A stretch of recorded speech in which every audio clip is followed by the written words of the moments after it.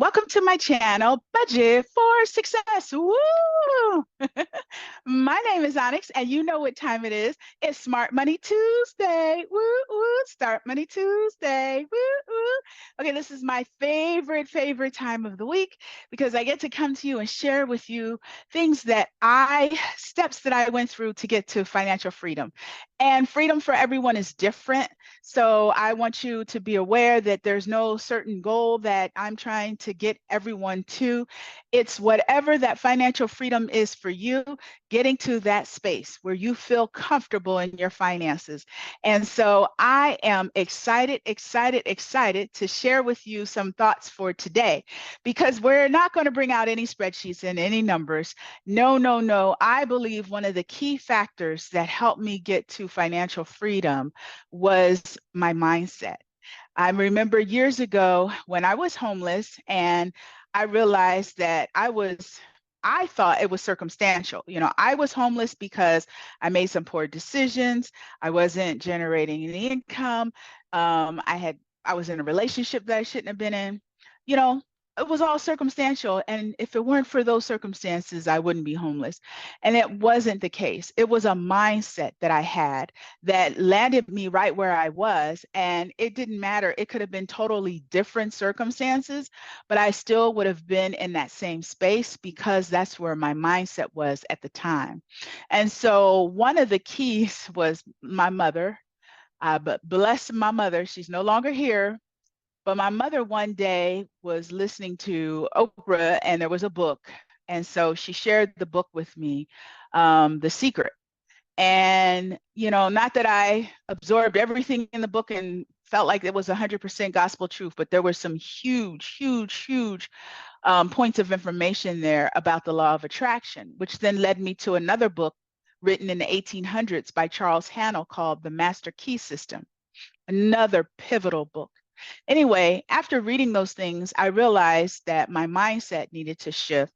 So I started acquiring more information, going online, attending conferences, doing workshops, doing live sessions versus webinar sessions. I mean, I was all over the place. I did counseling. I mean, I was willing to do whatever it took to change my circumstances. And I'm really glad that I did, because 20 years later, I wouldn't trade it for the world. I love my life. I love my life right now. And so I want to share with you some of the steps that I went through to help shift my mindset. These are just a few things, okay? So let's see. I'm going to share my screen now so we can go to my PowerPoint presentation. So this is our Smart Money Tuesday series, July 2nd, 2024. Okay, so what was the first thing that I did to really shift how I thought? Speak positive about your financial situation. So there is a book that I read that right now I'm drawing a blank. It's about the blueprint, your blueprint around money. I'll think of that name and I'll put it in the comments. And so one of the things that I didn't understand was we have a blueprint, which, blueprints are used to build buildings, etc. They're an outline, they're a look. This is what we want to create. Well, you have a blueprint around money. And so one of the first steps that I had to do was, instead of trying to figure out why my blueprint was the way it was, I just created what I wanted. So I wanted a mindset where I only spoke positive about my finances. And so it was really tough, because if you're making $25,000 a year and you want to make $50,000, how do you speak positive about the $25,000? All you're thinking is, I'm not making 50. And it's really eye-opening if you really concentrate on just being happy and appreciative where you are and start saying things to yourself. See, these are thoughts that go through your head that you're not even really aware of. But if you ever sat back and just kind of stepped away from your brain and you really paid attention to some of the thoughts that go through your mind, you're going to realize that sometimes those thoughts are just so hard and so judgmental and so critical of yourself, no one else but just you. And so I started cheering myself on and encouraging myself when it came to my finances. And so it was more like, you can do this. I have all the money that I need. Oh, here's more money coming in. I'm getting a raise. I'm getting a new job. I'm getting a new opportunity. I'm going to make some side hustle money over here. And I just really was focusing on where my financial situation was headed. It helped with the budget because once I put the budget together, I could see where I wanted to be. I remember I wanted to have $100,000 saved, and I was making like $25,000 a year. And I wanted to have $100,000 in savings, in a savings account. And my goodness, I just knew that that was so far off. And it did take 7 years, but in the grand scheme of things, now I look back and say 7 years was nothing to save $100,000 in a savings account. And it literally be savings. And, it helped me understand that, hey, Onyx, if you can do that, you can multiply it, you can triplify it, you can do whatever you want to do. So speak positive about your financial situation. Create some outrageous goals. Just put it out there, believe in yourself and encourage yourself, and then see what happens. And don't be so critical. Allow time and space to happen so that those things can manifest. All right. And then the other thing that I did, which was extremely important, and now it's funny, sometimes I get so busy. My husband, I used to say, you should meditate, you should meditate, you should. He was like, yeah, yeah, yeah, yeah, yeah, yeah. Now he's a pro. Boy, he meditates, he does it every morning. And I have to catch up sometimes. I forgot my meditation. I'll have to do it in the evening. But one of the things that meditation does is it quiets your mind. So you can hear, number one, hear yourself, but also quiet all the noise that's around you. Because there's a lot of, if you're watching television, if you're on your phone with social media, there's a lot of noise that occurs throughout the day. You're at work and you've got this employee and that employee, you have this boss or that boss, this coworker, that coworker. There's a lot of noise. Your kids, your spouse, your significant other. There's just a lot going on throughout the day. And you deserve to have a time where you just get quiet, if nothing else for peace. But it also allows thoughts to come to mind, solutions come to mind without even trying. Visions, dreams come to mind, ideas come to mind. If you just quiet yourself and allow that space. Sometimes you can use, I would use videos to help me get started. So I go to YouTube and look up meditation videos because I needed help. One of the best images that I used during meditation, someone taught me at a workshop that I went to, was that when you close your eyes, in order to really stop your brain from just going, is imagine a broom and see yourself in your mind with a broom just sweeping all your thoughts away. As quick as the thoughts come, you sweep them away. Master Key System talks about, clearing your mind where you have no thoughts, and visually see yourself first draw a box, so that you can see yourself being able to control your thoughts. Really, that's the whole point of it. When you're able to control your thoughts, then you get to put all that good data into your noggin. All the good data starts flowing in. So meditation was very key for me, for helping me get to a space of thinking differently. I also wrote in a journal every day. So I have so many journals. When I pass, my kids, they're going to go probably and find all these journals, and they're just going to be entertained. They may even put it in a book and make some money off of it, because I wrote about everything that was going on good, everything that was not so good. As time went on and I gradually shifted in my mindset, my journal was really more about what I wanted to create. It was more encouraging to myself. It was telling myself how wonderful and exciting and great and dynamic and phenomenal I was. I started really writing, like letters to myself of appreciation, of acknowledgement, so that I could feel good about myself. So journals are very key. It's also important that you track your progress on a monthly basis. Don't just write in your journal just to write. Once in a while, go back 3 months and look at what you wrote 3 months ago. Go back a year and see what you wrote a year ago. And give yourself that rub on the shoulder, pat on the back. You did that, because chances are when you look back, you realize the very things that you wrote about in some way, shape, or form have manifested. Because that's what happened for me. I would go back and find journals that I had, and I would just go, wow. And so I just know that there's power in writing things down, believing in it, putting it out to the universe. If you are someone who prays, you pray and you give it over to God and you let him just work the magic. So take inventory of what you've written in your journal, what you've been meditating on, and just see, where are you 30 days from today, 60 days from today. You'll likely be pleasantly surprised because you're feeding that positive energy out there.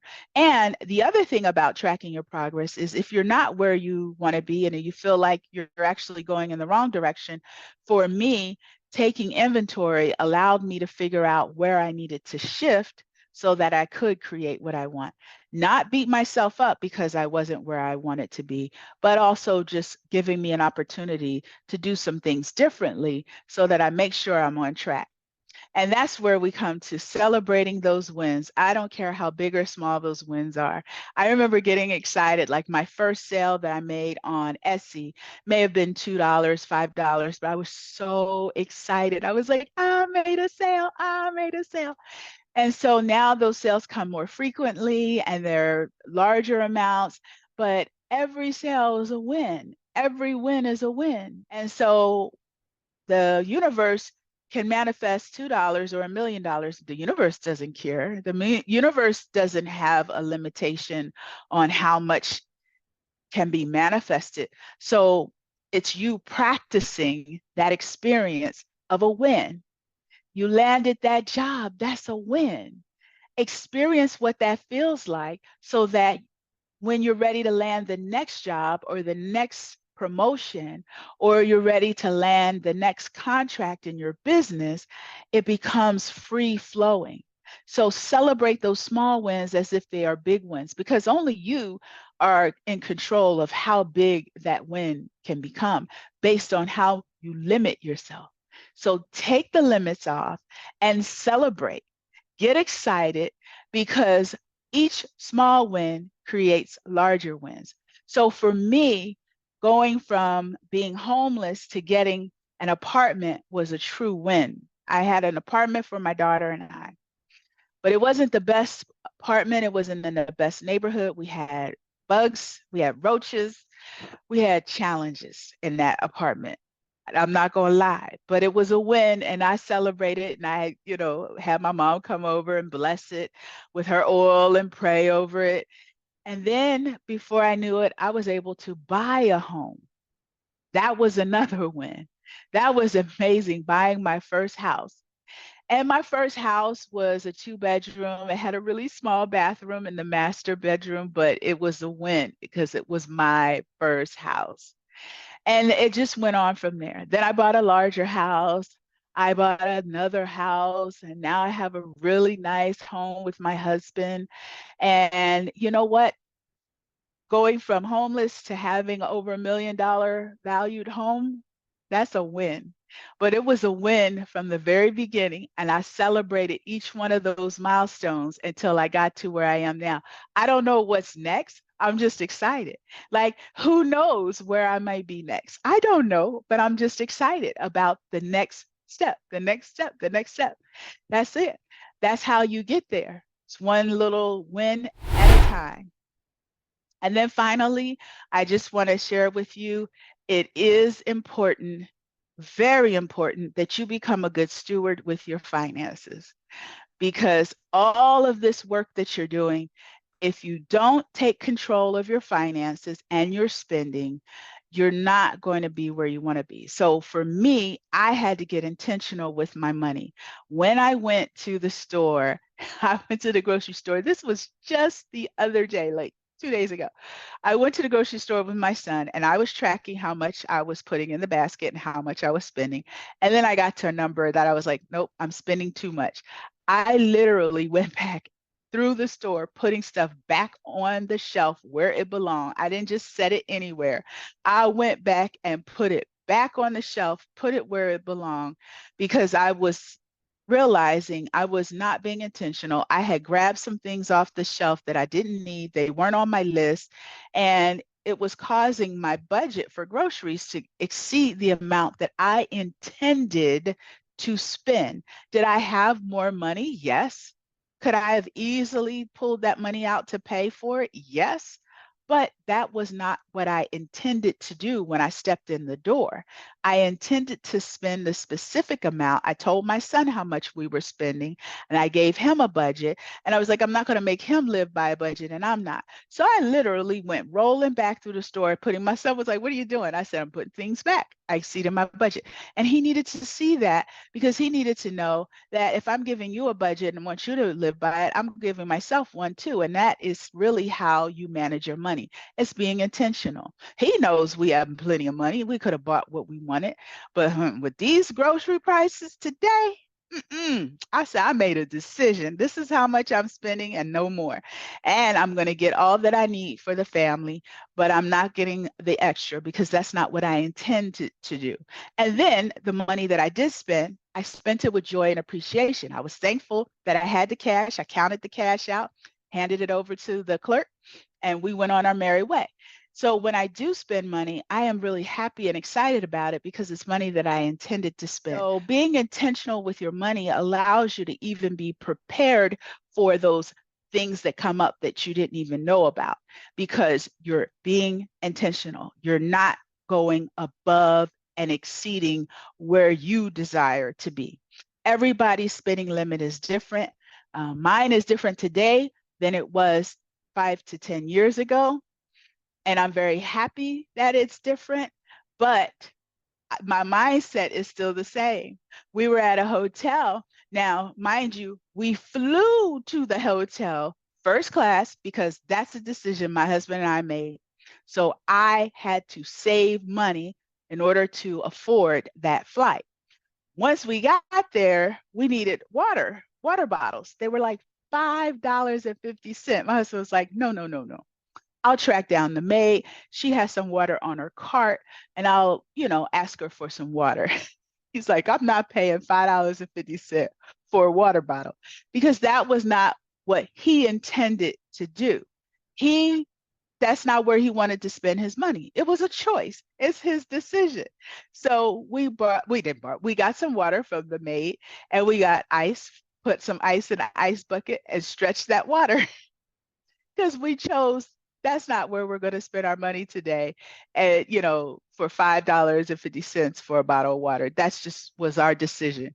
And so you get to make your decisions about your finances. Where do you want to spend your money? It's all up to you.